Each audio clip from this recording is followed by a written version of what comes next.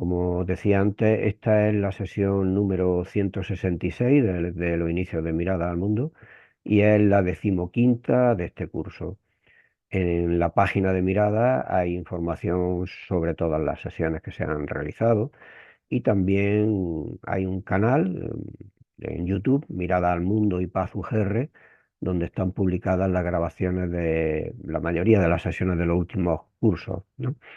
Y también de las que ha habido a lo largo de este. Hay actualmente 67 vídeos. Antes de continuar también presentando la sesión, me gustaría llamar la atención sobre algunos de los procesos y acontecimientos que están sucediendo en el mundo. Me estoy refiriendo al genocidio que ha ocurrido y sigue ocurriendo en Gaza, también a lo que está sucediendo en Cisjordania y Jerusalén Este, así como en Ucrania, pero también más recientemente sobre lo que sucedió y sigue sucediendo en Venezuela y sobre todo el ataque a Irán por parte de Estados Unidos e Israel y la extensión de la guerra en Oriente Medio. Tampoco podemos olvidar los más de 30, en la Escuela de Cultura de Paz hablan de 36, más de 36 conflictos armados, además de los anteriores que actualmente están sucediendo en el mundo desde hace decenios en algunos casos. Pero tampoco debemos olvidar los otros procesos que tienen lugar desde hace demasiado tiempo y que dan lugar a que decenas de miles de personas mueran diariamente por causas evitables, así como los otros procesos en marcha que ponen muy en cuestión las condiciones para que sea posible, como decíamos antes, una vida digna para todos y todas en el único lugar que tenemos. Me estoy refiriendo a la emergencia climática, a la escasez creciente de petróleo y de otras energías no renovables, a la escasez creciente de otros recursos como agua, suelo fértil, minerales, entre otros. Quiero llamar la atención también sobre el acoso, ataque y desprotección a que está siendo sometida la relatora de Naciones Unidas para Palestina, Francesca Albanese, por cumplir con la obligación que le asigna su puesto, que es investigar crímenes masivos y defender el derecho internacional. Hace ya 10 meses que Estados Unidos le impuso sanciones a ella y a varios jueces e integrantes de la Corte Penal Internacional, así como contra varias organizaciones de derechos humanos palestinas. No pueden viajar a Estados Unidos ni usar servicios de empresas estadounidenses, no pueden utilizar sus tarjetas de crédito ni acceder a su dinero en sus bancos, incluidos los europeos.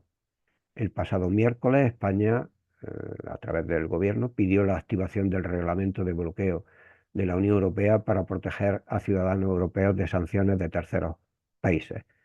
Hasta ahora, que yo sepa, solo Eslovenia se ha unido a la petición española. Bueno, vamos a centrarnos ya en la sesión de hoy, que como sabéis tiene el título de Género, Militarismo y Geopolítica, retos y propuestas para la paz. La ponente es Ana Villellas Ariño, de la Escuela de Cultura de Paz de la Universidad Autónoma de Barcelona. Quiero agradecer a Ana su receptividad a la propuesta para participar en esta sesión y su generosidad de colaborar altruistamente con este espacio. Esta sesión se lleva preparando desde finales del curso pasado y va a contar con la participación también de Usaima Moid Ad Peregrina, que es profesora del Departamento de Derecho Internacional Público de la Universidad de Granada y colaboradora también del IPAZ. Ella trabaja, entre otras temáticas, mujer y procesos de paz, especialmente en países como Siria, Yemen y Siria. Por razones de trabajo y compromisos ineludibles que surgieron hace casi un mes, finalmente no ha podido participar en esta sesión.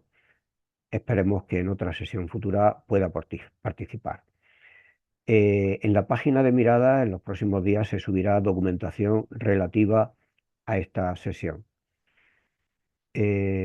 Bueno, como sabéis, bueno, después de la intervención de la ponente, que será del orden de unos 45 o 50 minutos, habrá tiempo para el debate con quienes estáis asistiendo. En principio os pido digo, en principio, luego ya veremos, ¿no? Si hay otra posibilidad, que intervengáis por escrito a través del chat, ¿de acuerdo? Eh, Antes de dar la palabra a Ana Villella, os la presento brevemente. Su área de investigación son los conflictos y procesos de paz en Europa, Cáucaso y Asia Central, y particularmente la cuestión kurda en Turquía. Otro ámbito de investigación es la dimensión de género en los conflictos y construcción de paz. Es coautora de Alerta, informe sobre conflictos, derechos humanos y construcción de paz, que edita, que elabora la Escuela de Cultura de Paz. En este caso ella es coautora desde 2007. Forma parte de la red de género de la Asociación Global para la Prevención de los Conflictos Armados, así como del Grupo de Trabajo de Género, Paz y Seguridad de la Oficina de la Liga Europea para la Construcción de Paz. Tiene un máster en Política Internacional y Europea por la Universidad de Edimburgo, una diplomatura de posgrado en Cultura de Paz de la Universidad Autónoma de Barcelona y es licenciada en Periodismo. Ya ha participado en un par de ocasiones en este espacio. Una fue en marzo de 2022, a las pocas semanas del inicio de la guerra de Ucrania, en una mesa redonda que tenía precisamente el título de Ucrania, ¿qué está pasando? Miradas de construcción de paz. Y también un año después, en otra mesa redonda sobre la misma temática, balance del primer año, propuestas para parar la guerra y de construcción de paz. También decir que en este espacio ha habido otra sesión en la que se ha tratado la conexión entre la construcción de paz y ecofeminismo. Fue en mayo de 2025, tenía el título de Hacer las paces con el planeta, aportaciones desde la investigación feminista para la paz, y la ponente fue Beatriz Arnal, que es investigadora del Seminario de Investigación para la Paz de Zaragoza, eh, y también del Grupo de Trabajo de Paz Ambiental de la Asociación Española de Investigación para la Paz. Bueno, le paso la palabra a Ana, cuando quiera, Ana. Bueno, muchas gracias. Buenas tardes a todos y todas y agradecimiento especial a IPAC, al Instituto Universitario de Investigación de la Paz y los Conflictos de la Universidad de Granada. Es un gusto siempre participar en este ciclo de miradas al mundo y gracias Jesús por las facilidades y el acompañamiento. Bueno, el objetivo de esta sesión, de esta charla, es tratar de contribuir al análisis sobre la conflictividad armada actual en estos tiempos tan complejos, ¿no? Jesús enumeraba el genocidio y muchos otros conflictos de alta intensidad y de situaciones de dificultad actual. Entonces, la idea es eso, intentar contribuir al análisis sobre la conflictividad armada actual y también la generación de propuestas de construcción de paz y hacerlo, ¿no? Desde aportando reflexión en torno al género y desde enfoques de construcción de paz feminista, con un afán que nos interpele a todos, ¿no? A menudo en espacios de reflexión de paz feminista tendemos a encontrarnos más mujeres que hombres y creo que una de las virtudes también de poder hacerlo aquí en este ciclo de miradas al mundo es eso, intentar que sea pues desde de un espacio que nos pueda interpelar a todas y todos y que tengamos este espacio de compartir. Eh, la sesión la planteo en tres bloques. En un primer bloque, primero introduciré algunas tendencias sobre la conflictividad armada actual y lo complementaré con reflexiones sobre qué nos aporta a la mirada de género, la mirada de paz feminista para la comprensión del alcance de la conflictividad actual. En un segundo bloque hablaré sobre desafíos actuales de la Agenda Global de Mujeres, Paz y Seguridad. Si para quienes no, o si hay personas no familiarizadas con esta agenda, no os preocupéis que la contextualizaré brevemente al introducirme en ese segundo bloque. Y en tercer lugar, un bloque de propuestas de construcción de paz que integren pues, la perspectiva de paz feminista. Con la idea, este tercer bloque, un poco en la línea de lo que decía Jesús, que al final la paz es un proceso que busca generar condiciones, ¿no? Pues para una vida digna, para una vida mejor, ¿no? Y en un contexto en que cada vez más, ¿no? El militarismo se expande y toma más esferas y conversaciones, pues cada vez más tenemos que hablar más de paz, ¿no? De traer a las conversaciones sociales, políticas, el cómo generar condiciones para la paz y bueno, pues ese es el afán de ese tercer bloque. Existe una larga tradición de práctica y pensamientos, de prácticas y pensamiento feminista críticos con las guerras y con la militarización. Aquí entre el público pues hay también compañeras, por ejemplo, de una organización centenaria como es WILF, la Liga Internacional de Mujeres por la Paz y la Libertad. A lo largo de la historia, ¿no? Son muchísimas las iniciativas colectivas, las pensadoras, las activistas, ¿no? Que han articulado pensamiento y práctica. Y también en la actualidad, y conectando un poco con la inmensa cantidad de contextos que mencionaba Jesús, de dificultad y de guerras, pues también, ¿no? Hay que nombrar las iniciativas pues, de las compañeras palestinas, las mujeres de Afganistán en la clandestinidad y en la diáspora, las mujeres iraníes dentro de Irán y en la diáspora, movimientos de mujeres por la paz en Camerún, en Sudán, en Somalia, en tantos y tantos contextos, ¿no? Entonces, charlas como las de hoy también se construyen, ¿no? Pues a partir de esos aprendizajes compartidos, de todas esas genealogías de mujeres e iniciativas que nos preceden o que son coetáneas. Y bueno, paso ya al primer bloque, ¿no? Que os comentaba un poco de reflexiones de tendencias generales sobre la conflictividad armada y que liga muy bien con la introducción que nos planteaba Jesús, ¿no? De cómo estamos ante un sistema internacional atravesado por un incremento, una tendencia de incremento de los conflictos armados y también de las tensiones geopolíticas. El genocidio de Israel contra la población palestina en Gaza, yo creo que marca un poco el termómetro de estos tiempos, ¿no? Que vivimos, de cómo se ha llegado a esa situación de genocidio en directo, ¿no? Ante la pasividad de actores de responsabilidad política, económica, como una Unión Europea que aún mantiene relaciones abiertas comerciales con Israel, ¿no? Pero como también decía Jesús, pues son muchos otros los conflictos de grave intensidad. La invasión y conflicto interestatal entre Rusia y Ucrania, la situación en Oriente Medio desencadenada, ¿no? Por esos ataques unilaterales de Israel y Estados Unidos contra Irán, el incremento grave de la violencia en Haití, las guerras de larga duración en la República Democrática del Congo y Somalia, la grave guerra civil en Sudán, ¿no? Y muchas y muchas otras. Las cifras de la Escuela de Cultura de Paz sitúan, ¿no? Esa escalada, esa tendencia de escalada de guerras entre el año 2007, que es el año en el que empezamos a usar las definiciones actuales, la metodología actual, y hasta el 2025, solo en dos ocasiones, ¿no? Se ha llegado al umbral de los 40 conflictos armados. En el año 2011, año de, si recordáis, del estallido de la guerra civil en Siria, y este pasado 2025. Actores de referencia internacional como la Universidad de Uppsala, ¿no? Señalaban que en 2024 se registró la cifra más alta de conflictos armados desde el fin de la Segunda Guerra Mundial, ¿no? De conflictos armados en que una de las partes es un Estado. Los conflictos armados actuales se caracterizan por elementos de gravedad, ¿no? Como es la prolongación de la violencia armada y la cronificación, la fragmentación de los actores armados, las dinámicas de regionalización o de internacionalización. Lo vemos en casos como los conflictos en el Sahel Occidental, en República Democrática del Congo, en la región del lago Chad, Yemen y el Mar Rojo, con los conflictos en Oriente Medio, ¿no? En muchas de esas dinámicas de regionalización e internacionalización operan también elementos que tienen que ver con cómo se proyectan a agendas externas, ¿no? De cómo potencias regionales o internacionales proyectan sus intereses y sus posiciones y prolongan y cronifican o intensifican, ¿no? Dinámicas locales de violencia armada.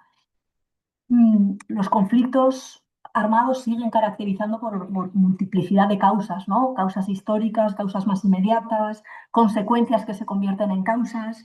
Y a su vez vemos, ¿no? Entre otras dinámicas, cómo van incrementándose las disputas por el control de recursos y territorios, cómo esta dinámica de disputa por los recursos se plasma también en las dinámicas de negociaciones de paz con también, como vamos viendo, cómo los enfoques de paz transaccional, ¿no? Se van extendiendo en las negociaciones de paz, cómo también en los últimos años han ido aumentando los conflictos armados de alta intensidad, ¿no? Pues están en el umbral del 50% de los conflictos armados, con graves impactos sobre civiles, incluyendo a través, ¿no?, del uso de tecnologías de armamento cada vez más destructivas o tácticas como pues, el bombardeo de zonas densamente pobladas.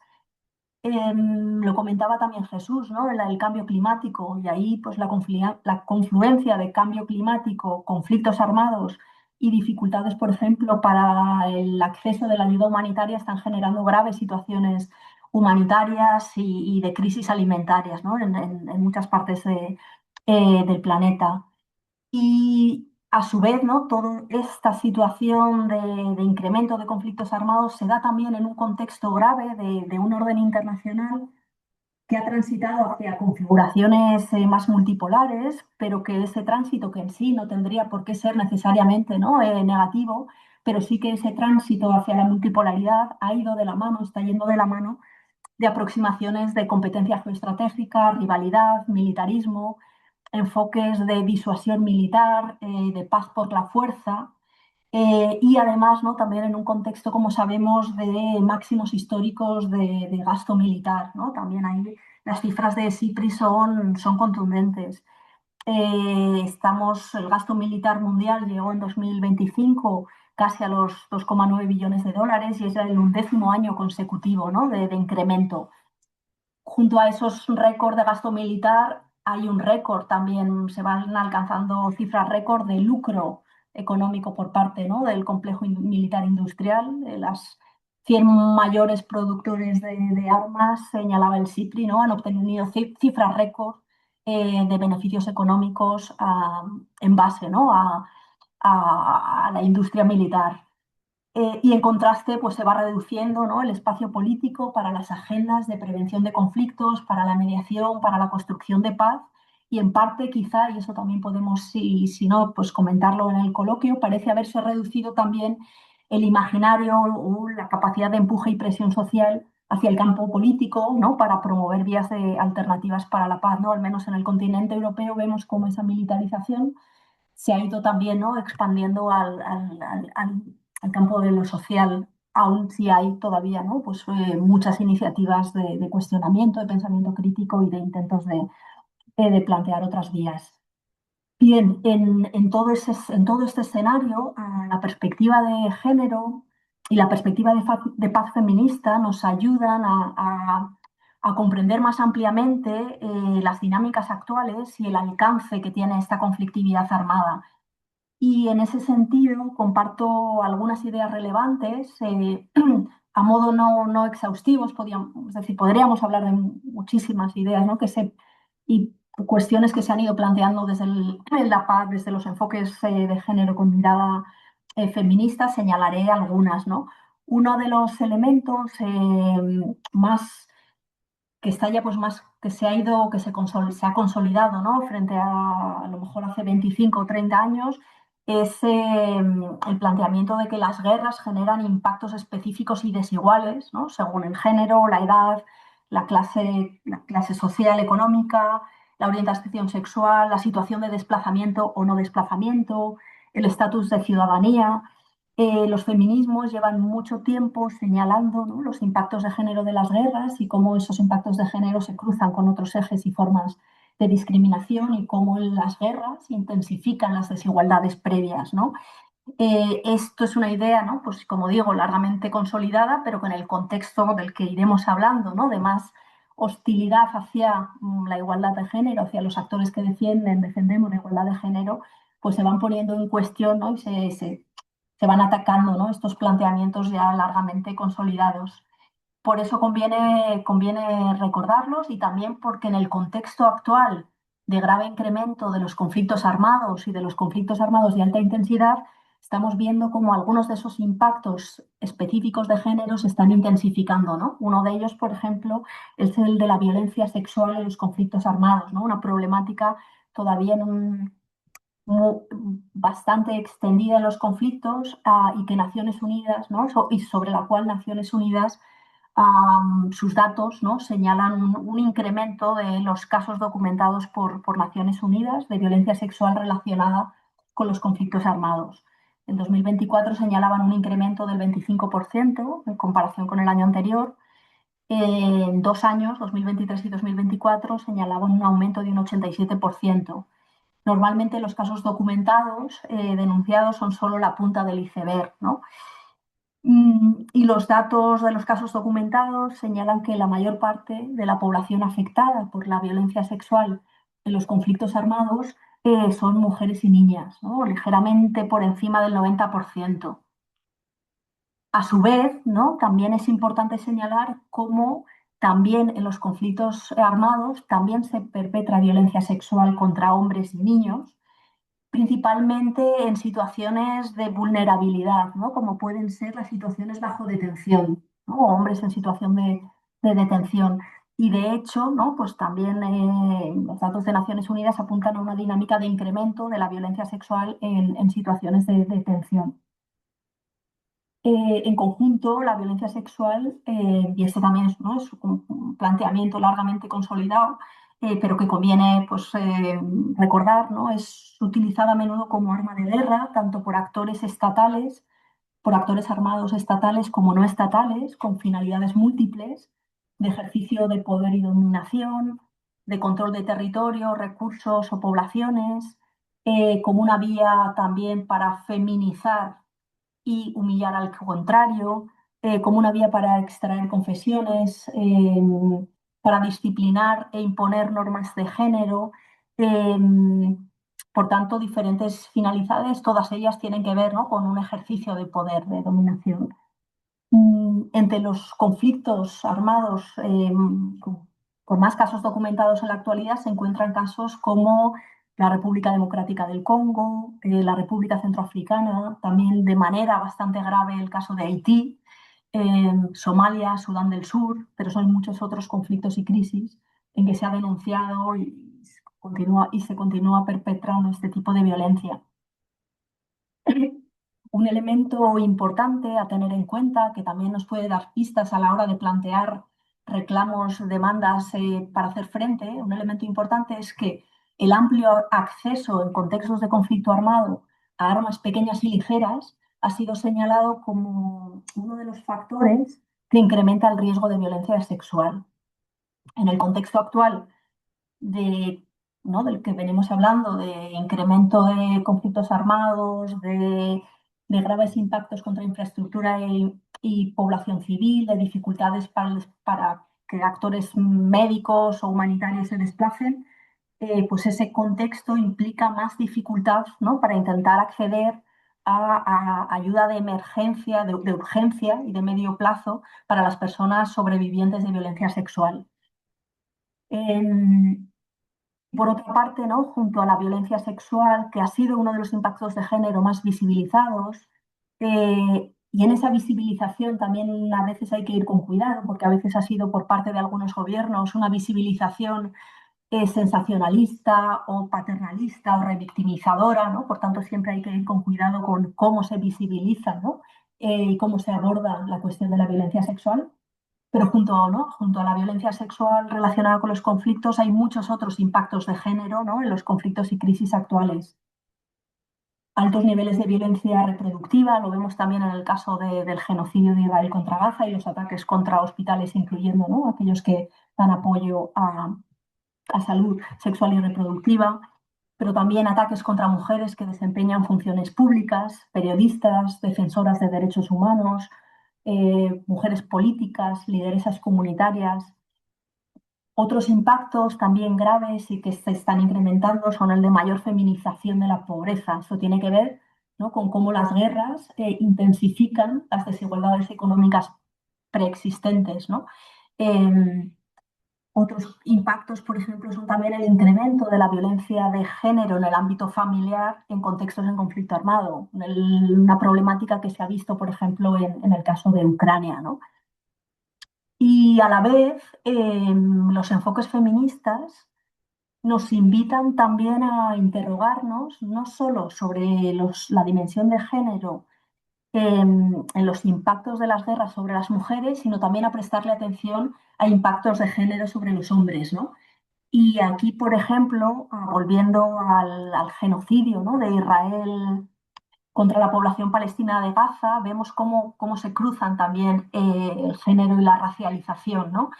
El Estado de Israel demoniza, ¿no?, a toda una población, la palestina, y de manera específica también demoniza, ¿no?, a los hombres palestinos, por ejemplo, con las detenciones masivas de hombres civiles en circunstancias que equivalen a desapariciones forzosas, en condiciones bajo tortura, y, y ahí opera también el género, ¿no? La manera en que Israel trata de imponer una imagen de los hombres palestinos como terroristas, como animales, em, cruzando, ¿no?, género y racialización, ¿no? No sé si os vienen esas fotos, ¿no?, tan deshumanizadoras, brutalizadoras, ¿no?, de los campos de hombres palestinos detenidos, y que son, bueno, ahí hay claramente también, ¿no?, una ingeniería en que opera ahí el género, en esas maneras, ¿no?, en que se implementa esa violencia, esa brutalización, ese intento de brutalización de los hombres civiles palestinos, ¿no? Frente a esos intentos, los hombres palestinos, la población palestina, también las campañas de solidaridad con Palestina han puesto mucho énfasis, ¿no?, en poner en el centro la humanización, ¿no?, la dignidad de los hombres palestinos como hombres palestinos, ¿no?, que a su vez, ¿no?, pues son padres, son hijos, son hermanos, son periodistas, son poetas, eh, son trabajadores de múltiples gremios, ¿no? Eh, Esa ingeniería, ¿no?, política de brutalización contra hombres civiles que son construidos como los otros, como unos hombres otros, como unos otros animales, terroristas, criminales, agresores sexuales. Eso lo vemos también en, por ejemplo, políticas de cierre de fronteras, en la violencia contra los migrantes en Estados Unidos, en la violencia, en los discursos de la ultraderecha y los pogromos contra hombres migrantes, por ejemplo, ¿no? Esa construcción del hombre otro como tratando de animalizarlo, de brutalizarlo, ¿no? Ahí está operando el género, cruzado con racialización, con racismo.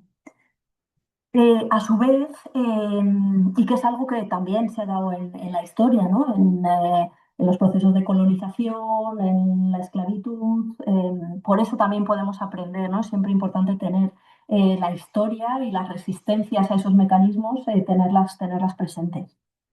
Bueno, el ámbito de los impactos de género en las guerras ha sido ampliamente abordado, ¿no?, por los movimientos feministas y pensadoras, investigadoras feministas, y a su vez desde estos enfoques se nos invita a reflexionar no solo sobre los impactos de género, es decir, sobre las consecuencias de género de las guerras, sino también a reflexionar sobre la dimensión de género de las causas de las guerras. Y esto a menudo es un poco más complejo o nos requiere más de más esfuerzo, ¿no? Eh, pero a la vez es importantísimo en el sentido de que es ponerle el foco en las causas, ¿no?, en los procesos que llevan a las guerras, y por tanto, como constructores o personas, ¿no?, que nos interpela la construcción de paz, la prevención de los conflictos, pues es una invitación con mucho potencial, ¿no? Autoras como Cynthia Cover, que murió en 2019, o Cynthia Enlow y muchas otras, han puesto énfasis en eso, ¿no?, en la importancia de profundizar, desentrañar, denunciar cómo el género puede ser causa directa o indirecta, o uno de los factores que operan junto a otros en los procesos que dan lugar a las guerras. Cynthia Coburn, ella concebía las guerras como un continuum, no como episodios puntuales, como un conjunto de episodios puntuales, sino como un continuo que involucra estadios o procesos de militarismo, de militarización, episodios de guerra, altos el fuego, fases posteriores en las que puede haber una paz inestable o una recurrencia a la violencia. Y ella y muchas, ¿no?, y muchas otras han señalado cómo las relaciones de género patriarcales, las jerarquías de género, alimentan y atraviesan, ¿no?, esas fases, esos procesos de militarismo, de militarización. En relación a militarismo y militarización, aprovecho también para recomendaros mucho todos los recursos y publicaciones, por ejemplo, del Centre de las, ¿no? Que tiene recursos muy útiles e interesantes, también eh, y ahí Jesús, después de la sesión, colgará los documentos, pero también tenemos desde la escuela unos podcasts interesantes con carne cruda, heridas de guerra, donde también, ¿no?, se desentraña con testimonios también de diferentes personas cómo operan, ¿no?, las relaciones de género en esas fases. Y ahí, ¿no?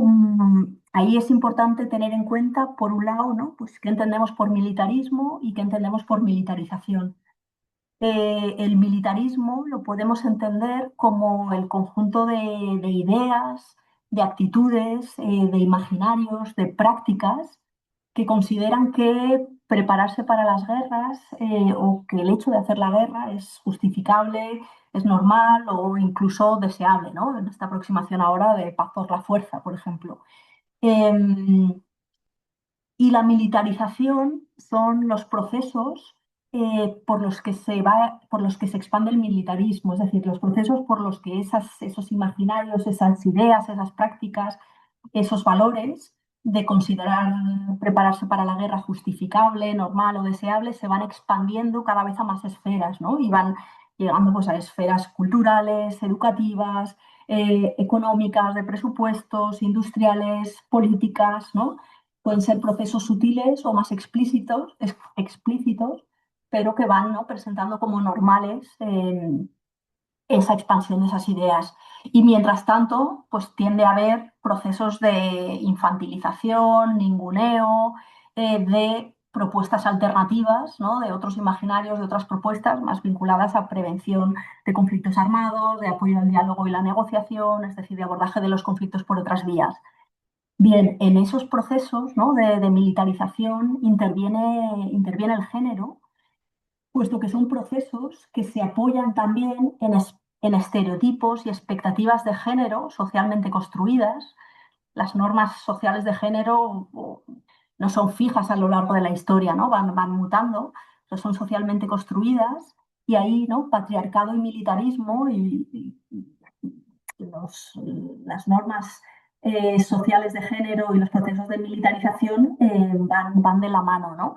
Em, Estereotipos de hombres muy hombres, ¿no?, de hombres obedientes a la patria, de hombres que tienen que ser suficientemente valientes, ¿no?, como sumarse para movilizarse militarmente en caso de una guerra, para defender pues, ¿no?, a la patria o a su familia.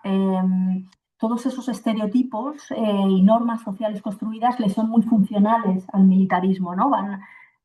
Se influyen mutuamente ahí, patriarcado y militarismo, como también le son funcionales estereotipos, ¿no?, de mujeres que se sacrifican, mujeres que necesitan supuestamente protección, mujeres que no saben mucho, ¿no?, de relaciones internacionales y que necesitan de unos hombres muy hombres que sepan abordar esos grandes problemas, ¿no?, geopolíticos.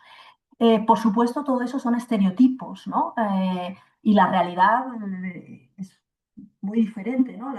Inmensa mayoría de los hombres civiles no es combatiente, no quiere combatir, no quiere morir en una guerra, rechaza la violencia armada. Lo vemos, por ejemplo, también en Ucrania, cómo se ha incrementado los niveles de deserción, ¿no?, de hombres en el ejército. Decía un gimnasta rítmico, Gerard López, que la masculinidad es una farsa, ¿no? Lo decía con un afán, ¿no?, de desmontar esos mandatos impuestos. Y es una farsa, ¿no?, la masculinidad hegemónica, y a la vez, ¿no?, aun siendo una farsa, esos estereotipos, esas expectativas, esos supuestos mandatos de género influyen, ¿no?, en instituciones políticas, prácticas, y por tanto a la invitación que se nos hace, ¿no?, desde los enfoques feministas es a tratar un poco de desentrañar, ¿no?, de identificar para también desestabilizar, confrontar, plantear alternativas, ¿no?, a esos procesos.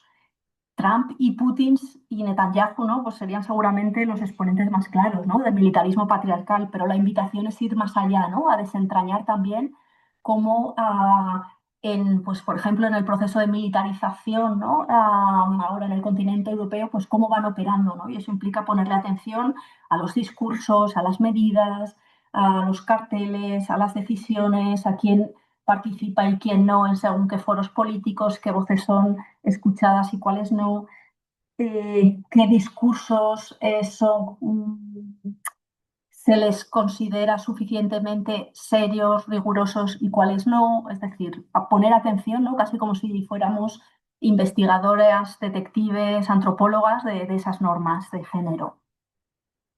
Y a su vez, ¿no? Junto a ponerle atención a cómo esas jerarquías de género intervienen en los procesos de militarización, otro elemento es ponerle también atención a cómo el género está también en las agendas, en los objetivos, en las causas de algunos conflictos armados, ¿no? Y cada vez más ahí, cada vez más las agendas regresivas de género forman parte, ¿no? De posiciones y objetivos de actores involucrados en violencia armada, incluyendo estados, pero también grupos armados, por ejemplo, insurgencias yihadistas en Sahel Occidental, pero muchas otras, ¿no? En el caso, por ejemplo, de la invasión de Rusia contra Ucrania, ¿no? Las feministas rusas, desde muy al inicio, denunciaron, ¿no? Cómo en esa invasión de Rusia contra Ucrania no solo hay un intento, ¿no? De control territorial, de mantener a Ucrania bajo una esfera de influencia geopolítica, sino que esos objetivos están también atravesados por una visión clara de género vinculada a la visión de sistema mundo que tiene Putin en relación al género, ¿no? Que bajo la bandera de los valores tradicionales, ¿no? Busca una desestabilización de lo que es los derechos humanos de las mujeres, largamente consolidados a nivel internacional y específicamente también en el continente europeo, al menos en el plano formal. Obviamente hay muchas deficiencias, ¿no? En la implementación de esos derechos. Y cómo busca también confrontar, desestabilizar, perseguir, ¿no? Los derechos de la población LGTBIQ+, dentro también de los derechos humanos de las mujeres, específicamente los derechos sexuales y reproductivos, ¿no? Eh, y a su vez también, ¿no? Hace ya años que Naciones Unidas advirtieron sobre el incremento de grupos armados de oposición con agendas extremistas regresivas al género, ¿no? Por tanto, cada vez más actores en los que en sus posiciones y objetivos hay, ¿no? Esa presencia de objetivos que tienen que ver con una visión de género en cuanto a la organización, a la configuración social y política. Y de hecho, ¿no? En el actual orden internacional multipolar está irrumpiendo con fuerza está irrumpiendo como una dinámica que atraviesa las relaciones internacionales, la diplomacia bilateral y las guerras, pues esta ola reaccionaria, ¿no? De incremento de actores diversos, gobiernos, grupos armados, pero también actores corporativos, think tanks, ¿no? Que promueven activamente ese desmantelamiento, ¿no? De los derechos humanos de las mujeres y de la población LGTBIQ+. Eh, y esto conecta un poco, pasando ya al segundo bloque, conecta con los desafíos actuales de la Agenda Global de Mujeres, Paz y Seguridad.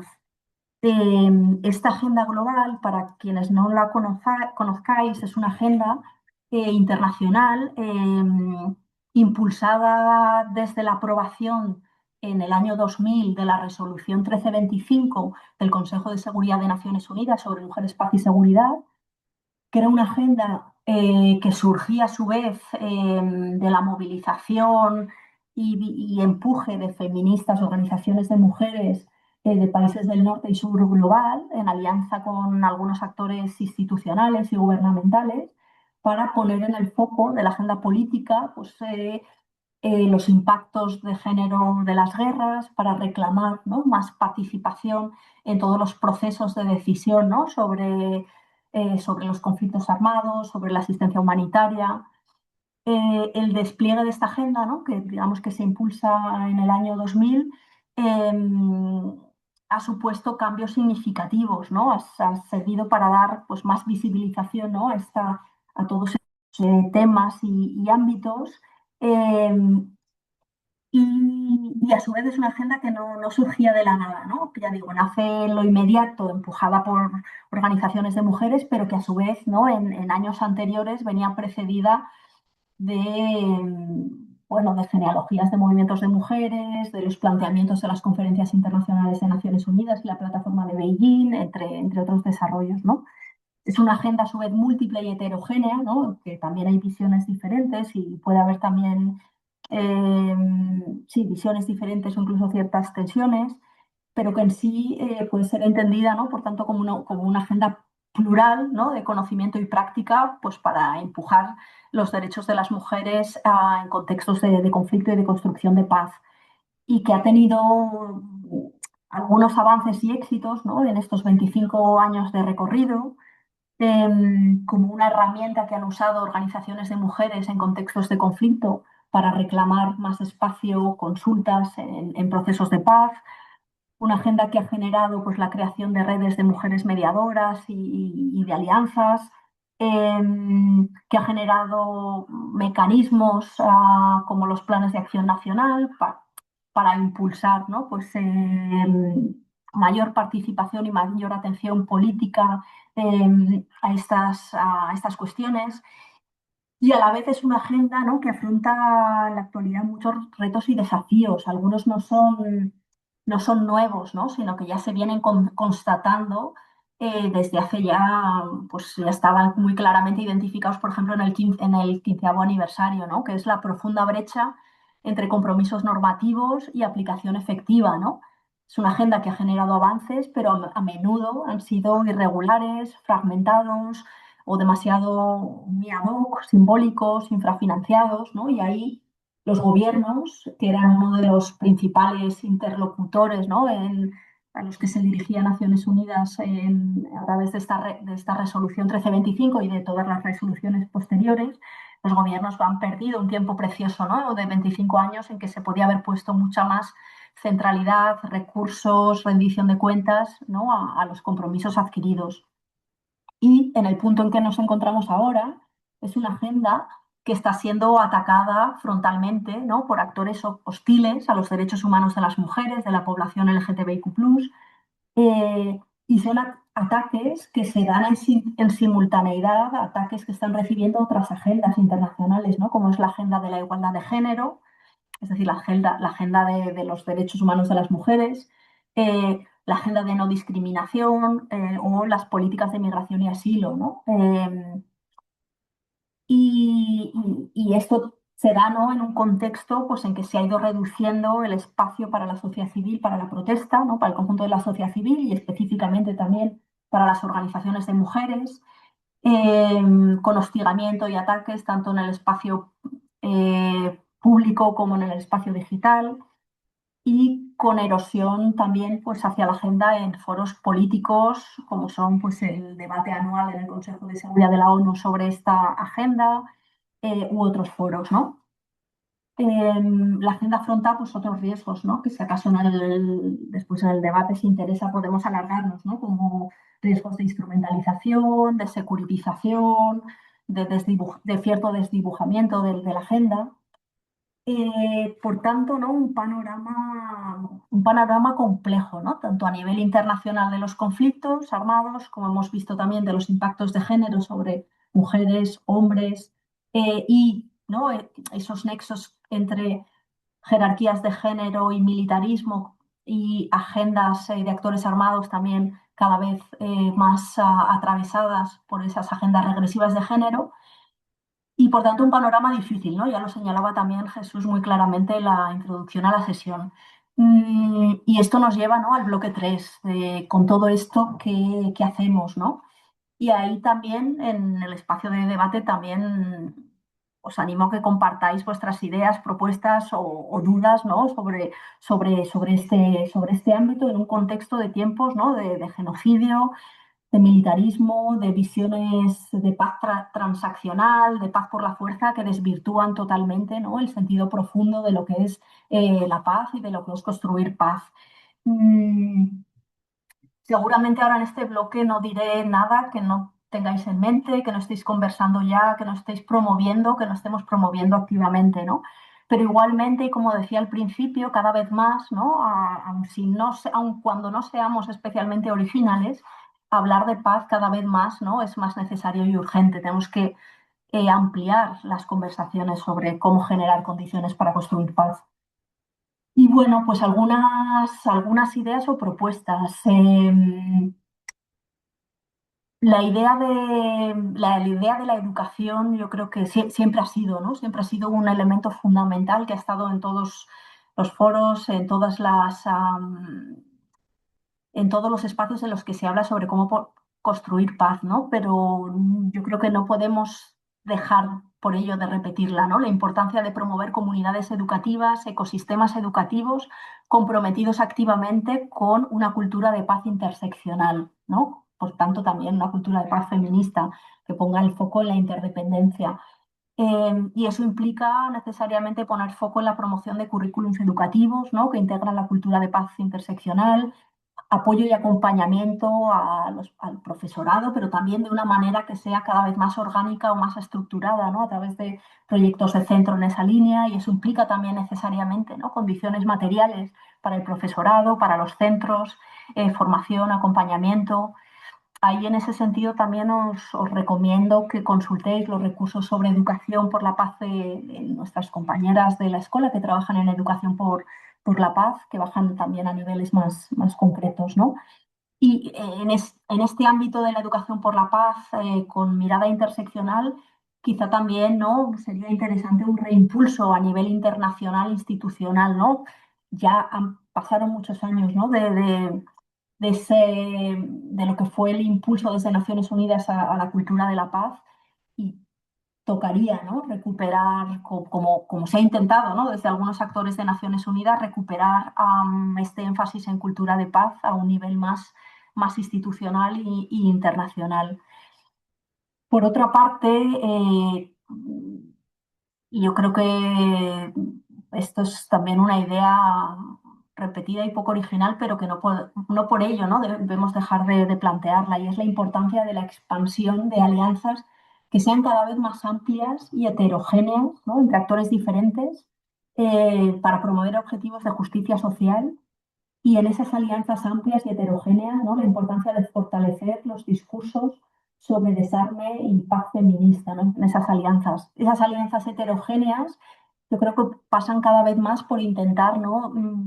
No solo hablar o convocar a quienes ya solemos estar en según qué foros, ¿no? Sino tratar de que pues, aquellos foros, ¿no? De los que participamos, promovemos, colaboramos, pues que podamos también interpelar, construir puentes con actores múltiples, ¿no? Con colectivos profesionales, con sindicatos, movimientos juveniles, con redes de apoyo a personas en movimiento, redes de maestros, no sé, ahí es interesante, por ejemplo, ver cómo en el movimiento por la vivienda, ¿no? Se van construyendo cada vez más alianzas, por ejemplo, pues con bomberos, con profesorado, es decir, una mirada amplia, ¿no? a las alianzas. Yo creo que ahí se está en ello, y que tenemos, y que hay, ¿no? Y que hay ahí campo por seguir construyendo. Mm, Porque al final, ¿no? La militarización y la conflictividad armada tiene un claro impacto, ¿no? En el conjunto de la sociedad, en el conjunto de los bolsillos, en el conjunto, ¿no? de lo que es la vida cotidiana. Eh, Otra idea, ¿no? La necesidad de reclamar la implementación de la Agenda de Mujeres, Paz y Seguridad, ¿no? Pero una implementación que cuente con participación ciudadana, con recursos suficientes, con mecanismos de rendición de cuentas, ¿no? Que no se quede solo en compromisos retóricos, y que eso incluya necesariamente acciones que den apoyo, ¿no? A las organizaciones y el tejido de mujeres en contextos de conflicto. Eh, Otras ideas: la importancia de recuperar y fortalecer el marco internacional de control y no proliferación de armamento, ¿no? Y el impulso a políticas de desarme internacional, también con mirada feminista. Ahí también, ¿no? Os animo a consultar los recursos de ENAD, la Red Europea contra el Comercio de Armas, o el programa sobre desarme de la Liga Internacional de Mujeres por la Paz y la Libertad, WIL, con recursos y propuestas muy interesantes. También la idea de promover, reclamar, ¿no? Empujar por políticas públicas de apoyo a la prevención de conflictos armados, por tanto, es decir, más recursos, ¿no? Al apoyo a la mediación y a la facilitación, al acompañamiento a diálogos nacionales, medidas de no complicidad gubernamental con genocidios o con graves vulneraciones de derechos humanos.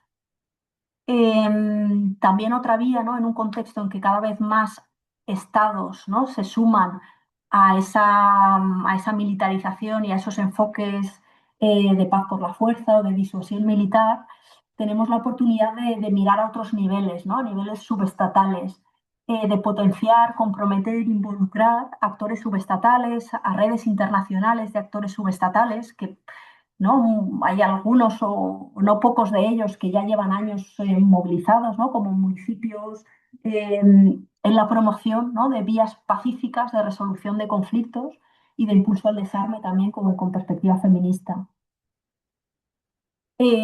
Políticas municipales de prevención y erradicación de múltiples formas de violencia, incluyendo las violencias machistas. Esto tiene que ver también con ese desestabilizar los nexos entre cultura de la violencia y masculinidades hegemónicas.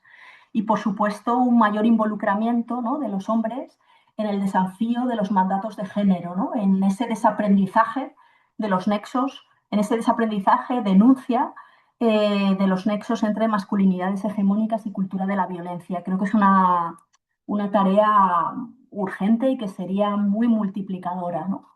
Ahí Cynthia Coburn hacía mucho énfasis, ¿no? En la importancia de cuando los hombres se movilizan como hombres, ¿no? En tanto que hombres contra la violencia armada. Decía, y por ir acabando, ¿no? O sea, como vemos, pues son desafíos en un contexto de policrisis, de desafíos entrecruzados, pues también cada vez más las propuestas tienen que tener esa mirada integrada, ¿no?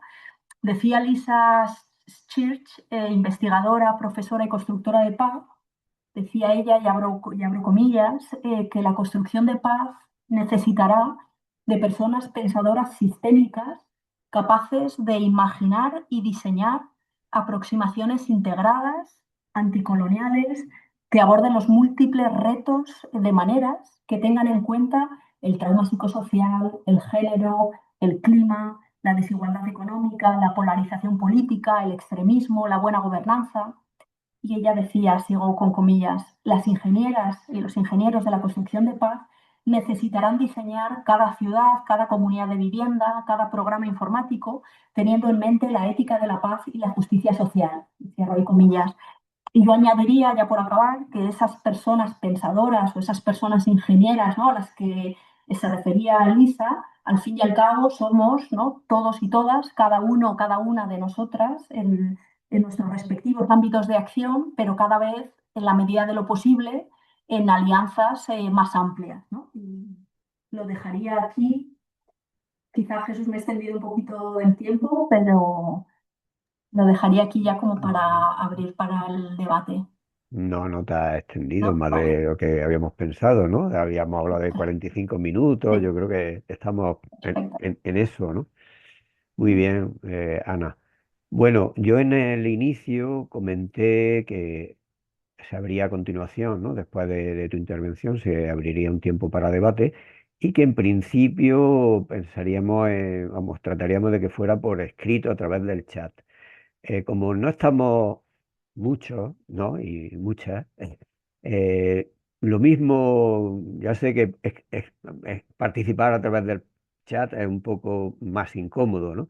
Entonces, si queréis, podemos hacer una prueba de intervenciones orales, solo que os pediría que seáis conscientes del tiempo, es decir, a lo mejor intervenciones cortas y si uno quiere extenderse, que pida la palabra de nuevo.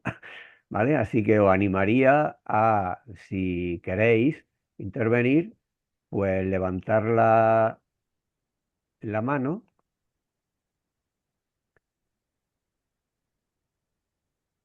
Bueno, la mano sí, o la mano física o la mano virtual, pero vamos, que aquí ya veo Bueno, a... la mano virtual es que no sé dónde está aquí. Nada, por eso que no te preocupes, Mario López. Estoy aquí Venga, sí. buscando. No, no, no, no, no te preocupes ya. te hemos localizado, ya sabemos lo que quieres. Bueno, pues, lo dicho, os animo también a las demás personas que estáis conectadas, ¿vale? Bueno, pues Mario, cuando quieras.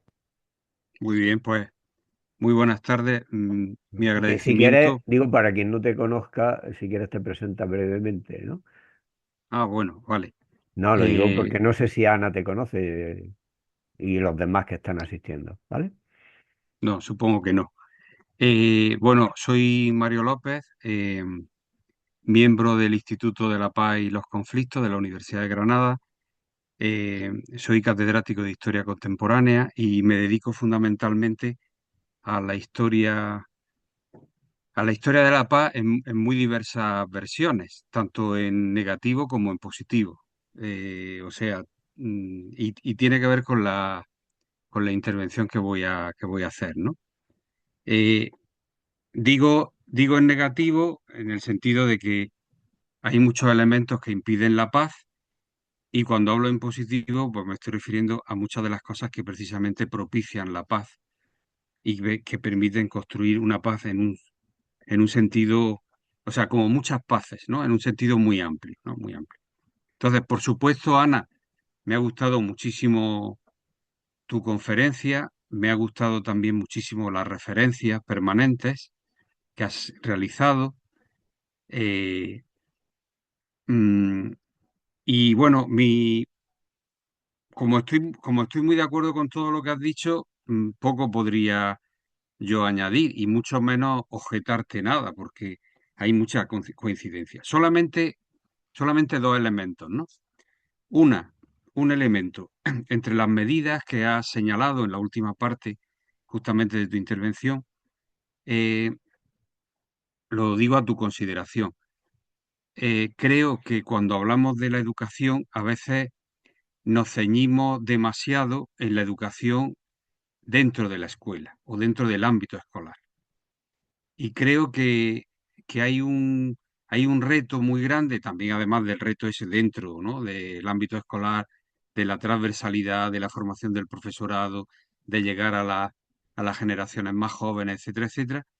Hay un gran reto que es la pedagogía social y la formación, el entrenamiento, la socialización de esto que podríamos llamar de forma generalista cultura de paz, pero que implicaría sobre todo prepararse para la defensa social, prepararse para desde la no violencia, prepararse para generar comunidad, para apoyar procesos locales, para reforzar procesos de resistencia, etcétera, etcétera. Es decir, el ámbito, el ámbito de formación fuera de la escuela me parece cada vez más importante. Esto lo podemos percibir y se refleja claramente, por ejemplo, cuando el feminismo hace muchos talleres para mujeres. O sea, está clarísimo que esa es la vía de formación muy grande, porque lo que hace es reforzarlas y ayudarles y generar un colchón por el cual no se sienten solas ante lo apabullante de la sociedad patriarcal. Eso por una parte, ¿qué consideración te merece eso? Y la segunda cuestión tiene que ver con la historia y la memoria. Eh, Buena parte de lo que has dicho, y si lo tomamos en perspectiva hacia el futuro, pero también hacia el pasado, o sea, en ese diálogo pasado, presente, futuro, que es ineludible en todos los casos cuando hablamos, es la idea de cuánto no sabemos, o sea, cuántas cosas no sabemos sobre la historia del antimilitarismo, sobre la historia del antibelicismo, sobre la historia de las luchas contra el armamentismo y también en positivo. O sea, cuántas cosas no sabemos de la historia de la paz que se ha venido construyendo desde discursos radicales del feminismo en el siglo XIX e inicios del siglo XX, pasando por congresos mundiales e internacionales, etcétera, etcétera. Es decir, al no tener memoria, casi empezamos siempre desde cero. Al no haber una tradición de explicar, sino puro realismo político, que es lo que se explica en las aulas, la historia está ligada a la historia de los estados, la historia de las élites y la historia del realismo político. Entonces, como no hay otro discurso histórico, con muchísima dificultad se ha metido la historia de las mujeres, con muchísima dificultad, y creo que esa es la línea buena, ¿eh? Historia de las mujeres o historia, por ejemplo, de la ecología, pero muy tímidamente, muy tímidamente. Entonces, historia del pacifismo menos todavía. Por tanto, como no tenemos memoria, volvemos siempre al principio, o sea, volvemos siempre en un ciclo interminable a volver una y otra vez a explicar de dónde venimos, qué cultura profunda hay detrás, cuánta resistencia ha habido, etcétera, etcétera, que si las conociéramos, pues podríamos ya construir de otra manera las cosas, ¿no? Esas dos consideraciones, porque todo lo demás me parece todo muy bien perfilado y estoy totalmente de acuerdo. O sea, una vez más, una vez más, cuando incorporamos la cuestión de género, la perspectiva desde las mujeres, etcétera, etcétera, vemos que se ensancha y se oxigena cualquiera de las propuestas que permiten cambios más profundos en la sociedad que nos insatisface, la sociedad actual que nos insatisface tanto, ¿no? Muchas gracias, Mario. Gracias, Jesús, por tu paciencia conmigo. Venga, venga. Muchas Ana, gracias, Mario. si quieres, comenta. Hay también ya en el chat alguna otra intervención, pero si quieres, ¿no? Digo, como ha sido. Sí, sí, sí, sí, excelente. Muchísimas gracias, Mario, por las contribuciones, porque yo creo que son claves. Eh, y sin duda la mirada a la educación ha de entenderse, ¿no? En un sentido amplio, de educación formal y no formal, y de entender que no solo es la escuela, ¿no? O los institutos, ¿no? El lugar donde promover, ¿no? La cultura, integrar la cultura de paz, sino que sin duda la idea es tener una mirada más de ecosistema, ¿no? De entendernos de manera mucho más amplia, porque es mucho más potenciadora, ¿no?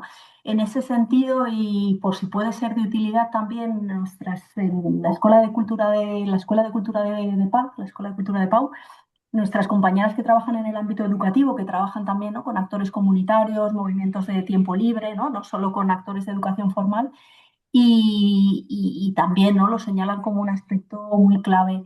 Y en ese sentido, y también por si puede ser útil para alguno o algunas de las que están aquí, desarrollaron a través de la idea de la provención de Paco Cascón y anteriormente de, ¿no? de otros autores, la idea de la provención entendida, ¿no? Como esa manera de dotarnos proactivamente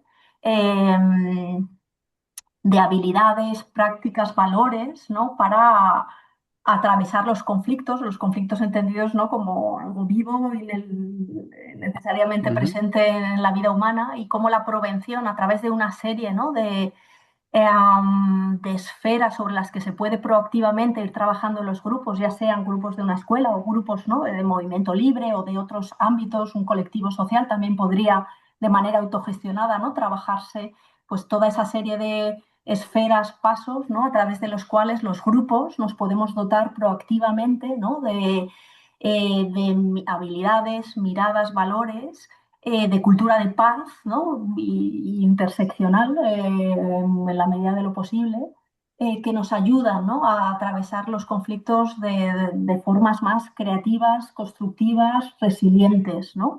Ahí os animo en la web de la Escuela de Cultura de Pau dentro del apartado del programa de educación y webs didácticas, si no ya se lo pasaré a Jesús, la web sobre la escalera de la prevención, ¿no? Que es una herramienta muy útil que conecta un poco con esta línea, ¿no? De pensar la educación en un sentido más amplio y de poderla practicar, ¿no? Y sin duda la memoria, ¿no? La memoria como un ámbito fundamental de trabajo, ¿no? Ahora, por ejemplo, aquí recientemente en Barcelona han han repuesto la obra de teatro de Mili Kaka, que hace memoria, ¿no? Del movimiento insumiso, de los objetores y los insumisos, ¿no? Como un aporte fundamental, ¿no?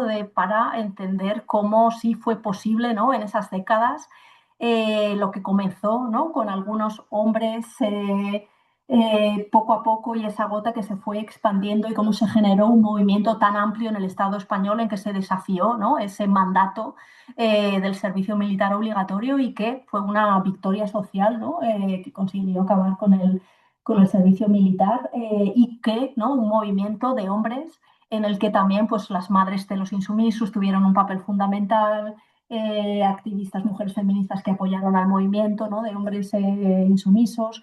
Entonces, totalmente de acuerdo, ¿no?, en la importancia fundamental de la memoria del movimiento de los movimientos por la paz, en la memoria del movimiento antibelicista, para ampliar imaginarios, para, bueno, o sea, para poder, ¿no?, abrir, ¿no?, sobre qué otras vías hay, porque siempre hay otras vías, ¿no?, frente, como tú dices, ¿no?, al realismo que se nos quiere imponer, al militarismo, ¿no?, esa línea de pensamiento único, ¿no?, que se normaliza. La memoria es fundamental. Ahí también, ¿no?, como las mujeres a comienzos del siglo XX, las mujeres obreras fueron fundamentales también en las movilizaciones masivas, ¿no?, en Barcelona, pero también en otras ciudades, contra la movilización de los hombres en la guerra, ¿no? En tantos momentos históricos, ¿no? La resistencia de la memoria y la resistencia del pueblo gitano, en la resistencia, ¿no?, también a las violencias con impacto de género contra el pueblo gitano en diferentes, ¿no?, en la Gran Redada, ¿no?, cómo separaron a hombres y mujeres. Entonces, todas esas memorias de resistencias a la violencia ¿no?, y de movimientos sociales que además han tenido éxitos, ¿no?, y de los que hay muchos aprendizajes que compartir y que tener presentes. Yo creo que ese es sí, sí, una vía fundamental en los tiempos actuales, así que muchas gracias por traerlo y compartirlo. Bueno, Y eh, había en el chat, ya había, por sí, ejemplo, no, una pero pregunta. sí, ahora Ah, la retomo. No, pero ya aprovecho perfecto, para, Jesús. teniendo en cuenta la última intervención, ¿no? De lo último que has comentado, para anunciar la siguiente sesión de mirada, que tiene mucho que ver con precisamente lo que acabas de comentar. Va a ser la semana que viene, el miércoles 20 de mayo, va a ser presencial y también se podrá asistir por videoconferencia y tiene el título de Pasado y futuro de la no violencia. Diálogos con Pepe Beunza y Martí Olivella. Esa sesión va a ser más larga de lo habitual porque va a haber dos partes. En la primera va a haber un diálogo precisamente entre Mario López, que acaba de intervenir, y Martí Olivella, que es objetor de conciencia en Cancerre y activista por la paz. En la segunda parte, que tiene el título de Conversación con Pepe Beunza, el primer objetor no violento durante el franquismo, va a dialogar con él Pedro Oliver Olmo, que está asistiendo también a la sesión de hoy, que es objetor insumiso y autor del libro La utopía insumisa de Pepe Beunza. Eh, ¿Vale? O sea, eso como Una estupenda información. casualidad que no es tan casualidad, ¿no?, sino que tiene que ver con Ma- de Mañana no he poner en querido valor. sacar, no he querido difundir todavía para evitar que Mm, se solape con la sesión de hoy, pero mañana se anunciará. Y sí, sí. vamos a retomar la primera intervención que ha habido en el chat, Sí, y ¿vale? perdona, Jesús, me he dejado también, por ejemplo, un Sí, sí. ejemplo histórico muy importante, ¿no?, que fue el Congreso de Mujeres por la Paz en La Haya en 1915, ¿no?, contexto de Primera Guerra Mundial, de las mujeres y cómo eso da, las mujeres de Wilf, ¿no?, ejemplo histórico muy, muy, muy, muy relevante, ¿no?, que claramente en el contexto pues, de guerra en el continente abre imaginarios, abre el campo de lo posible y fueron, bueno, mujeres, ¿no?, que procedentes de países de ambos lados, ¿no?, del conflicto y que, bueno, pues elaboraron toda una serie de puntos ¿no?, que han sido puntos fundamentales posteriormente y, o sea, que vamos, muchos ejemplos históricos de los cuales es muy importante tener presente. Ve- Bueno, eso retomamos entonces. La primera intervención en el chat, de Elisa Sánchez. Puedo una Eh, pregunta. Muchas gracias por tu interesantísima intervención, Ana. ¿Podrías compartir algunos elementos optimistas, si los hay, relacionados con el campo del que has hablado? Hitos, logros, éxitos de los últimos tiempos. Muchas gracias. Ujú. Yo creo que sí, que es importante señalar, ¿no? Es importante, y por eso era también un poco la charla, ¿no? De no quedarnos solo en la mirada de todo aquello que va mal y que va muy mal, ¿no? Sino de conectar con las propuestas. Y ahí son muchas las iniciativas que están en marcha y que han tenido impacto real, ¿no? Por ejemplo, en Ucrania, que es un país al que tanto la guerra iniciada en 2014 como 2022 con la invasión y guerra interestatal, llegó a un país que tenía una larga tradición de tejido de mujeres organizadas en defensa de los derechos de las mujeres y contra las violencias de género, ¿no? Ese tejido de mujeres ha logrado, ¿no? Ha tenido logros significativos a la hora de cómo, en un contexto de invasión y guerra, se ha podido también mantener en el foco político, por un lado, la cuestión de la violencia de género en el espacio intrafamiliar y también la cuestión de dar respuesta a la violencia sexual relacionada con la guerra, ¿no? Pues la violencia sexual que ha perpetrado principalmente, ¿no? Las fuerzas rusas en áreas de ocupación, que tratar de influir para que el gobierno, diferentes actores, ¿no? del Estado de Ucrania hicieran un abordaje de esa violencia que no fuera revictimizadora, sensacionalista y que tratara de introducir mecanismos de apoyo a las personas supervivientes. Y eso ha resultado, ¿no? en cuestiones como, por ejemplo, una ley de reparaciones provisionales, que da respuesta, ¿no? Que pretende dar apoyo psicosocial, económico, de reconocimiento, ¿no? A las personas supervivientes de violencia sexual relacionada con la guerra, que son mujeres, pero también hombres ucranianos, ¿no? Que han sido víctimas y son personas supervivientes de esa violencia sexual.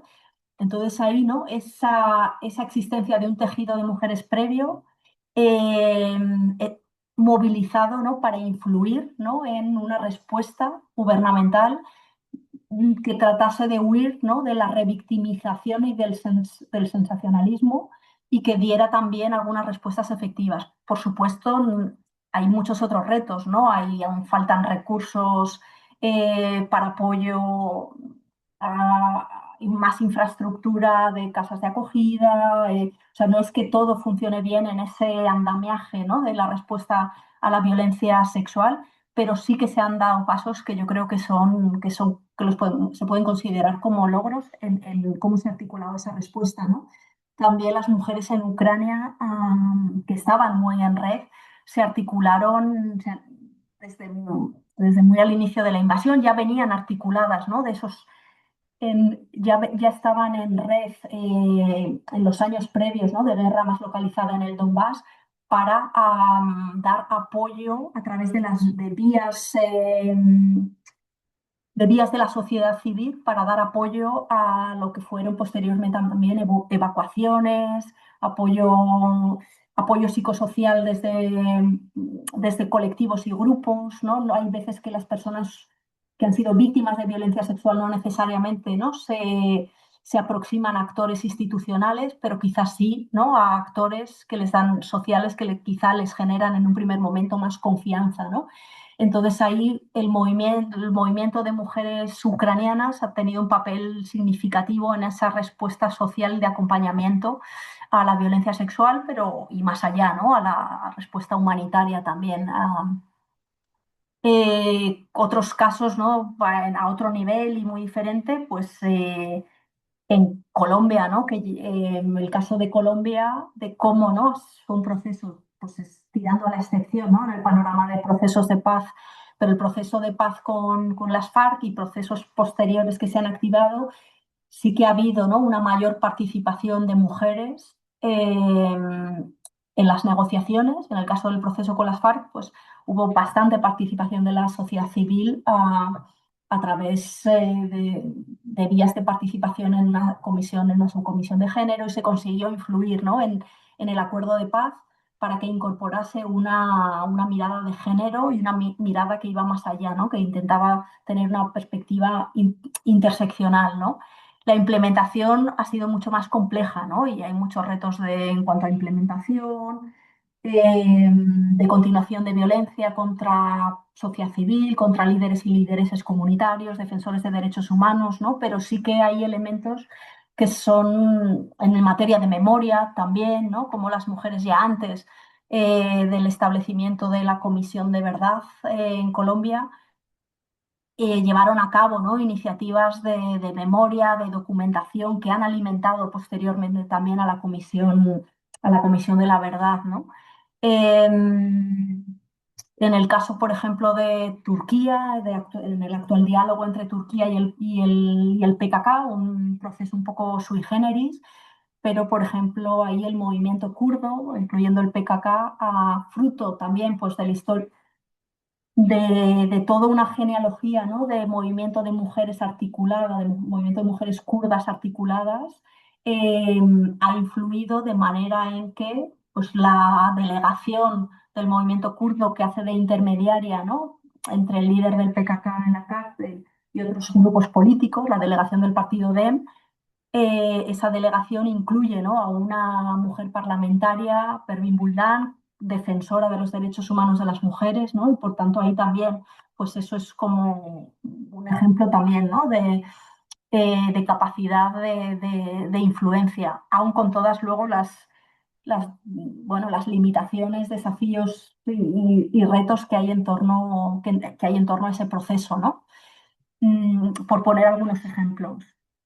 O la juventud, ¿no? A menudo se habla de si la juventud está desmotivada o anda en otra, ¿no? Por ejemplo, en Alemania leí hace poquito que hay muchos jóvenes movilizados, ¿no? En huelgas contra estas nuevas medidas que está impulsando el gobierno alemán, ¿no? Para reintroducir el servicio militar o medidas que tienen que ver con una posible, ¿no? Reintroducción del servicio militar y hay jóvenes.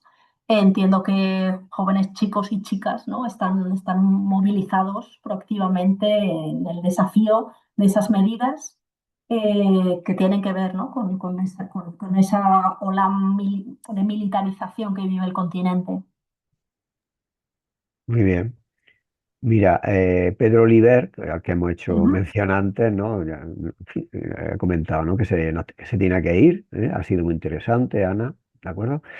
Y también, como ves, ahí de Giorgia Di Giovanni, lo leo porque como en la grabación no aparece el chat, ¿de acuerdo? Para que quede. Muchas gracias por la conferencia, estoy muy contenta de haberla seguido. Soy doctoranda en Peace Studies de la Universidad de Roma y estoy de visita en el IPAZ, el Instituto de Paz y Conflicto de la UGR. Usted antes mencionó a las mujeres supervivientes de la violencia. Yo también en mi investigación doctoral que trata sobre el tema de las mujeres supervivientes de la trata y las prácticas educativas que existen en Italia. He observado que la literatura en italiano, en la mayoría de los textos, las nombra como víctimas de trata. Mi pregunta es ujú, entonces si se trata de una postura suya o si también en la literatura se utiliza mayoritariamente el término superviviente. Muchas ujú. gracias. Gracias, Georgia, por la apreciación, por el comentario y la pregunta.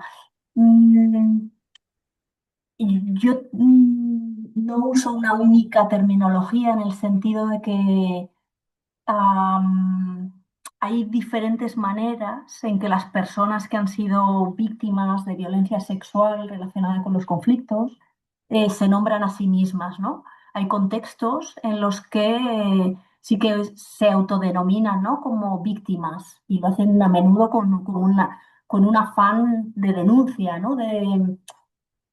De contribuir a la denuncia de la violencia perpetrada, como una denuncia política, también con un intento también de visibilización. Hay en otros contextos o otras personas que quizá prefieren personas supervivientes por considerar que víctima las reduce, ¿no? A condición de víctimas y que las personas que han sufrido violencia sexual son, son son muchas otras cosas, ¿no? No se definen necesariamente, ¿no? Por esas experiencias de haber estado expuestas a la violencia. Por tanto, en mi caso, no uso una única denominación y por cuestiones también de extensión de tiempo no he entrado al detalle, ¿no? De explicar ese abanico de diferentes lenguajes que hay, pero sí que es muy pertinente tu pregunta y yo creo que ahí, desde mi punto de vista, es oportuno siempre tratar de acercarse a las preferencias, ¿no? De lenguaje y de autorreferencialidad que tengan las personas en cada contexto y con las que se trabaje, ¿no? Sí que quizá en Naciones Unidas, en algunas publicaciones observo, ¿no? He observado el término de superviviente, pero en otras usan víctima. Entonces, bueno, yo creo que hay variedad de términos y por tanto eso es un poco lo que puedo compartir, ¿no? Que esa variedad tiene que ver con tratar de poner escucha y sensibilidad a esas preferencias por parte de las personas que están en esa situación. Muy bien. Muchas gracias. A ver, Gracias a ti. Mario, ¿estás levantando la mano? ¿Sí? Vale, pues te voy a ver, reactivar el audio, un momentito, perdona. Puedes darte sonido, creo. ¿Puedes? ¿Tengo sonido? Sí, ya sí. Sí, eh, coincido, Ana, contigo en que es muy difícil encontrar las palabras adecuadas y seguramente en función de cada contexto cultural la palabra puede ser ofensiva o por el contrario puede definir muy bien cuál es la situación que sufren las mujeres. También le pido a Georgina a- eh, que también nos pueda ayudar al respecto, ¿no? Porque es difícil.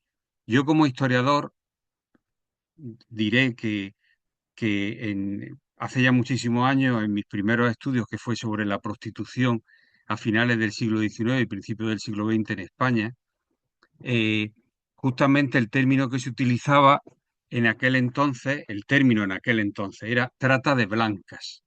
La trata de blancas eran las mujeres que eran forzadas a la prostitución y obviamente que sufrían violaciones y todo eso. Por eso el término trata hay que aclararlo muy bien, porque claro, puede ser trata como redes de prostitución o puede ser trata que incluye violencias sexuales en contextos de conflictos armados internos, etcétera, etcétera. Entonces es polémico, ¿no? Todas las palabras hay que definirlas muy bien y saber en qué se tratan. Pero con esto quiero decir que aparte de no ser experto, me pongo en tu lugar, Ana, y veo que es complicadísimo decir qué palabra podría definir. Yo creo que no hay una sola palabra, ¿no?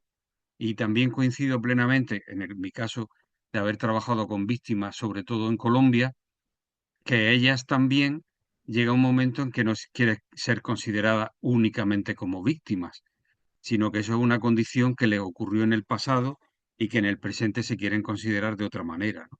Pues habitualmente como ciudadanas que recobran sus derechos o como personas que tienen la oportunidad de hablar desde un presente que intenta superar su pasado, es decir, de muchas maneras. Gracias, Jesús. Gracias, Mario. Bueno, no hay más peticiones de palabra, no hay más intervenciones en el chat. Me pido la palabra. Muy breve. Mm, por un lado, Mario ha comentado lo de ampliar lo de educación, ¿no? O sea, no solo formal. Pero claro, también hay otros ámbitos donde se están configurando las conciencias. ¿M? Y estoy pensando especialmente, no ya solo en los medios de comunicación, que también, pero especialmente en redes sociales y todo lo que está suponiendo de propagación, de visiones del mundo, eh, ideas, ¿no? Que están siendo asimiladas, ¿no? En fin, ya está, apuntar eso. Por otro lado, bueno, en la, en la exposición tuya, claro, estamos hablando del enfoque de género, ¿no? Pero te has referido especialmente a ámbitos relacionados con el militarismo, ¿no? Entonces, claro, el enfoque de género, situándonos en el marco de la construcción de la paz, entendida en sentido amplio, claro, la paz abarca mucho más, ¿no? Y por si quieres hacer algún comentario, ¿no? Aunque lo mismo se sale dentro del marco, ¿no? Se sale del marco en el que tú trabajas, ¿no? Especialmente, ¿no? En el ámbito de conflictos armados, etcétera. Entonces, bueno, la importancia de no perder de vista, aunque hoy estábamos sobre esta temática, ¿no? Del marco general de la construcción de la paz y también la relevancia del enfoque de género en ese contexto, ¿vale? Y finalmente, yo creo que, por ejemplo, en la pregunta que ha hecho Elisa Sánchez, ¿no? Que además es mi hija menor, digo que tengo que decirlo. Eh, mm, Digo porque Sánchez somos muchos, ¿no? Bueno, no, la cuestión de lo de las iniciativas valiosas, que ya he hecho referencia, ¿no? Éxitos, etcétera, ¿no? Entonces, no solo eso en este ámbito, sino también en el ámbito de la construcción de la paz en sentido amplio, ¿no? Creo que es, bueno, siempre ha sido, pero creo que cada vez más es importante visibilizar las experiencias positivas, las iniciativas positivas que existen, ¿eh? No solo para digo de construcción de paz, ¿no? En sentido amplio, sino no solo para visibilizarla, para que haya un reconocimiento, sino porque la tarea que tenemos es tan inmensa, que requiere de la involucración, ¿no? De muchísima gente, ¿no? Y cuantas más mejor. Y en ese sentido puede ser ilustrativo, orientativo, guías, ¿no? El conocer experiencias positivas. Y es algo que, bueno, no es ninguna idea novedosa, igual que existe el Atlas de Justicia Ambiental, ¿no? Eh, Promovido inicialmente por Joan Martínez Alier y donde hay implicadas muchísimas personas y colectivos. Y aunque ahí también hay iniciativas en la línea que estoy comentando, pero lo planteo también aquí, ¿no? O sea, ¿cómo estaría lo de un atlas, ¿no? De iniciativas valiosas de construcción de la paz, en el sentido de construcción, de creación de condiciones de vida digna, etcétera, ¿no? Ya está, me paro ahí. ¿De acuerdo? Sí, yo creo que es fundamental, ¿no? Esta idea que traía Elisa y que traes tú ahora, Jesús, ¿no? De poner en valor todo lo que son iniciativas que funcionan, que movilizan, que inspiran, ¿no? Que contagian, que multiplican y ahí yo creo que es en sentido general, ¿no? En tanto si hablamos, pues como estábamos hablando de militarismo, como si lo ampliamos, ¿no? A otros ámbitos de la construcción de paz, sin duda es una vía, ¿no? Porque en este contexto, ¿no? Que tantas cosas, ¿no? En un sentido amplio de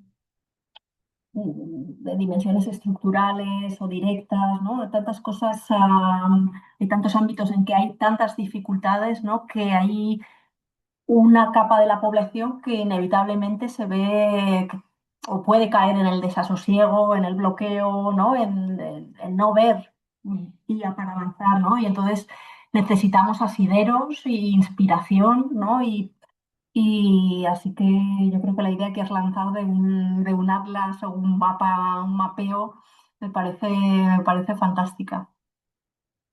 Bueno, eso para quien no conozca es un mapeo Mm, online, o sea, mm, en construcción permanente, mm, etcétera, ¿no? Y con aportaciones diversas, ¿no? mm. Múltiples, ¿no? Bueno, yo creo que son las 8 y un poco más, podemos ir pensando en ir terminando. Decir, como ya se comentó, ¿no? Que va a haber un dossier. Yo ya he puesto en el chat el enlace a la Escuela de Cultura de Paz y a los podcasts, ¿no? Pero en el dossier va a haber también el enlace a varios artículos, ¿no? De la Escuela de Cultura de Paz, ¿de acuerdo? Y yo creo que por mi parte, salvo que Ana quieras comentar algo más, en el chat han intervenido también varias personas agradeciendo, ¿no? Las intervenciones, etcétera, ¿vale?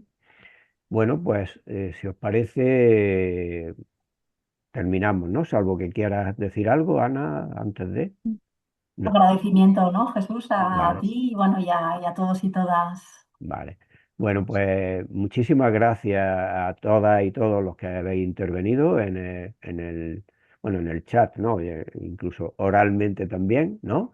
Y por supuesto a Ana, ¿no? Por su generosidad al querer participar. Y bueno, pues ya está, nos despedimos hasta la próxima sesión, que como anunciaba antes, será el miércoles de la semana que viene a partir de las 6, un poquito antes de lo habitual. Así que muchas gracias a todos y todas.